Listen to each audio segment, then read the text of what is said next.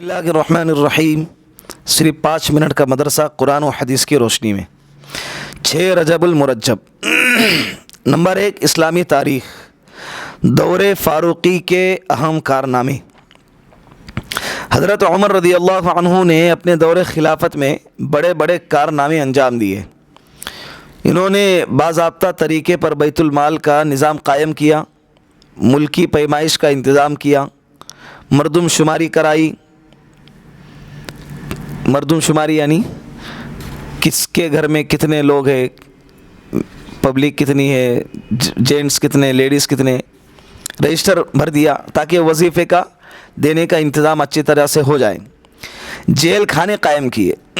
कैदियों को किधर भी उठा के फेंका जाता था, तो जेल खाने बाकायदा प्रॉपर तरीके से उनको बेहतरीन अंदाज में बनाए गए। फ़ौज के लिए दफ्तरी निज़ाम बनाए, कितने लोग शामिल हो गए, कितने लोग नहीं हैं, आए हैं, कितने दिन तक रहे हैं, ये पूरा दफ्तरी निज़ाम बनाया गया। ये हज़रत उमर रज़ी अल्लाह अन्हु के दौरे खिलाफत में हुआ, ताकि इसके ज़रिए फ़ायदा यह होता था, इसके हाज़िरी ली जाती थी, फिर उसके बाद माले गनीमत में से इनको हिस्सा दिया जाता था। जंग में रातों को गश्त करके रियाया के हाल से बाखबर रहने का तरीक़ा निकाला। जैसे रातों में पुलिस की गाड़ियाँ घूमती है ना, तो उस वक्त में ये इसलिए घूमती है ताकि दूसरों को सज़ा दे, लेकिन उस वक्त में इसलिए घूमा जाता था ताकि रातों में कोई परेशान हाल तो नहीं है। बेरोज़गार लोगों के लिए वजीफ़े मुकर्रर किए, जगह जगह नहरें खुदवाई, नमाज तरावी को जमाअत के साथ पढ़ने का एहतिमाम किया। इस्लाम से पहले दरियाए नील हर साल सूख जाता था। मिस्र वालों का अक़ीदा था कि एक कुंवारी लड़की की बलि के बग़ैर दरियाए नील जारी नहीं होता।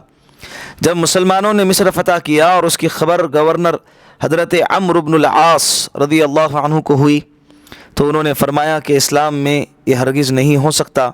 फिर उन्होंने हज़रत उमर रज़ी अल्लाह अन्हु को इसकी इत्तला दी।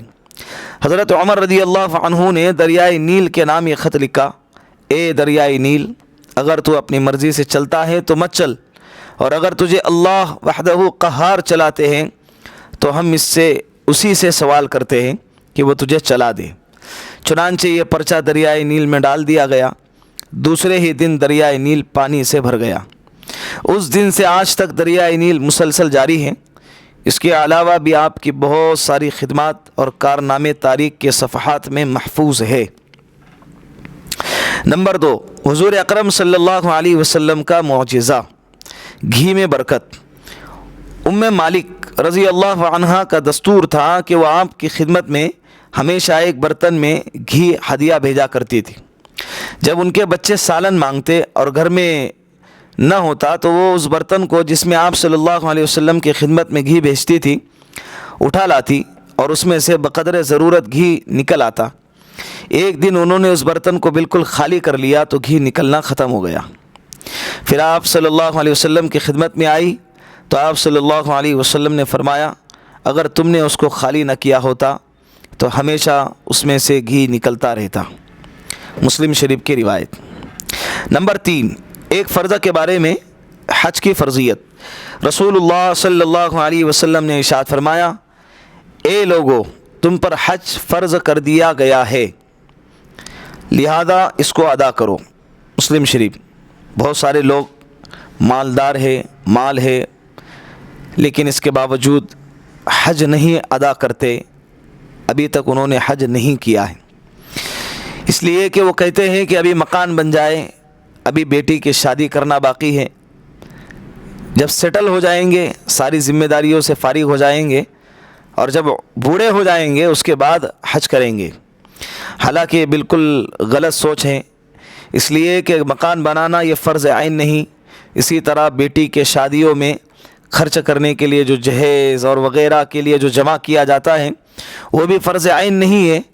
बेटी का निकाह शरीयत के मुताबिक अगर किया जाए तो अल्लाह रब्बुल इज़्ज़त ने और शरीयत ने बेटी के बाप के कंधों पर रत्ती बराबर का खर्च भी नहीं डाला है।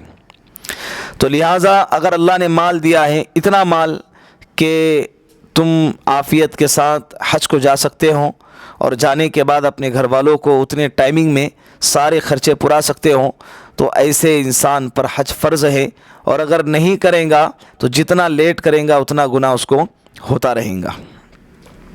نمبر 4، ایک سنت کے بارے میں مجلس سے اٹھنے کی دعا۔ رسول اللہ صلی اللہ علیہ وسلم جب کسی مجلس سے اٹھتے تو فرماتے سبحانک اللہم وبحمدک اشہد ان لا الہ الا انت استغفرک واتوب الیک۔ ترجمہ: اے اللہ، تیری ذات پاک ہے اور قابل تعریف ہے، میں گواہی دیتا ہوں کہ تیرے سوا کوئی معبود نہیں، تجھ سے ہی مغفرت کا طلبگار ہوں اور توبہ کرتا ہوں۔ ابو داؤد شریف کی روایت۔ نمبر 5، ایک اہم عمل کی فضیلت، مسلمان بھائی کے لیے دعا کرنا۔ رسول اللہ صلی اللہ علیہ وسلم نے ارشاد فرمایا، جب کوئی مسلمان اپنے مسلمان بھائی کے لیے پیٹھ پیچھے دعا کرتا ہے تو فرشتے کہتے ہیں آمین، اللہ تمہیں بھی یہی چیز عطا فرما دے۔ ابو داؤد شریف کی روایت۔ نمبر 6، ایک گناہ کے بارے میں کفر کی سزا جہنم ہے۔ قرآن کریم میں اللہ رب العزت فرماتا ہے جو لوگ کفر کرتے ہیں تو اللہ کے مقابلے میں ان کا مال و اولاد کچھ کام نہیں آئیں گا، اور ایسے لوگ ہی جہنم کے ایندھن ہوں گے۔ سورہ آل عمران۔ نمبر 7، دنیا کے بارے میں دنیا کا سامان چند روزہ ہے۔ قرآن کریم میں اللہ رب العزت فرماتا ہے دنیا کا سامان کچھ ہی دن رہنے والا ہے، اور اس شخص کے لیے آخرت ہر طرح سے بہتر ہے جو اللہ سے ڈرتا ہوں، اور قیامت میں تم پر ذرہ برابر بھی ظلم نہیں کیا جائے گا۔ سورہ نساء۔ نمبر 8، آخرت کے بارے میں جنت میں پہلے جانے والے۔ رسول اللہ صلی اللہ علیہ وسلم نے ارشاد فرمایا جو لوگ سب سے پہلے جنت میں جائیں گے ان کے چہرے چودھویں کے چاند کی طرح چمکتے ہوں گے، نہ تھوکیں گے، نہ ناک سینکیں گے، نہ پیشاب و پاخانہ کریں گے، ان کے برتن اور کنگے سونے اور چاندی کے ہوں گے، ان کے انگوٹھیوں میں سے عود کی خوشبو پھوٹ رہی ہوں گی، ان کے منہ سے مشک کی خوشبو آئیں گی۔ ہر ایک کو 2 ایسی حوریں ملیں گی جن کے پیروں کے ہڈیوں کا گودا خوبصورتی کی وجہ سے پنڈلیوں کے گوشت سے صاف نظر آئیں گا، اور وہ دونوں حوریں آپس میں ایسی ہم خیال ہوں گی جیسے کہ دونوں کا دل ایک ہو، اور صبح و شام وہ اللہ کی بڑائی اور اس کی تعریف کرتی ہوں گی۔ بخاری شریف کی روایت۔ نمبر 9، طب نبوی سے علاج، نظر بد کا علاج کرنا۔ حضرت عائشہ صدیقہ رضی اللہ عنہا فرماتی ہے جس کی نظر لگی ہو اس سے وضو کرایا جائے، پھر اسی پانی سے وہ شخص جس کو نظر لگی ہے غسل کرے۔ ابو داؤد شریف کی روایت۔ نمبر 10، نبی علیہ الصلاۃ والسلام کی نصیحت۔ رسول اللہ صلی اللہ علیہ وسلم نے ارشاد فرمایا ایک دوسرے کو ہدیہ دیا کرو، ہدیہ دلوں کی رنجش کو دور کرتا ہے، اور کوئی پڑوسن اپنے پڑوسن کے ہدیے کو حقیر نہ سمجھے، اگرچہ وہ بکری کے کھر کا ایک ٹکڑا ہی کیوں نہ ہو۔ ترمذی شریف کی روایت۔ اللہ رب العزت ان باتوں پر ہم سب کو عمل کرنے کی توفیق عطا فرمائے۔